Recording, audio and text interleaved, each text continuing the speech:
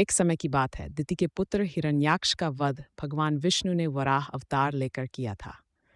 अपने भाई की मृत्यु से हिरण्यकश्यप अत्यंत क्रोधित हुआ और उसने भगवान विष्णु से घोर शत्रुता मान ली। उसने प्रतिशोध लेने और स्वयं को अमर बनाने का निश्चय किया। हिरण्यकश्यप ने घोर तपस्या शुरू की, जिससे ब्रह्मा जी प्रसन्न हुए और उसे वरदान देने आए। हिरण्यकश्यप ने ऐसा वरदान मांगा जिससे उसकी मृत्यु असंभव हो जाए। उसने वरदान मांगा, न उसे कोई मनुष्य मार सके, न कोई पशु, न वह दिन में मरे न रात में, न घर के भीतर मरे न घर के बाहर, न किसी अस्त्र से मरे न किसी शस्त्र से, न पृथ्वी पर मरे न आकाश में। ब्रह्मा जी ने उसे यह वरदान दे दिया। इस वरदान से अहंकारी हिरण्यकश्यप स्वयं को अमर समझने लगा।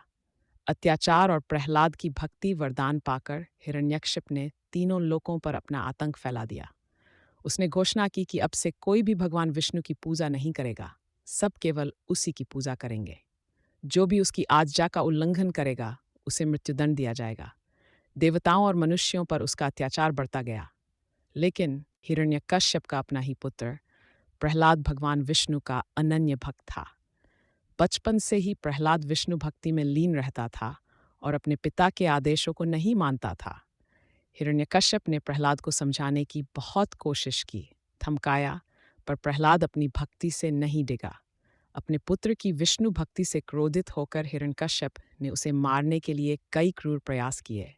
उसने प्रहलाद को ऊंचे पहाड़ से नीचे फेंकवाया, पर भगवान विष्णु ने उसे बचा लिया। उसने उसे हाथियों से कुचलवाने की कोशिश की, पर हाथियों ने उसे नुकसान नहीं पहुंचाया। उसने उसे विष दिलवाया, पर विष अमृत बन गया। उसने उसे सांपों से डसवाया, पर सांपों ने भी उसे नहीं काटा।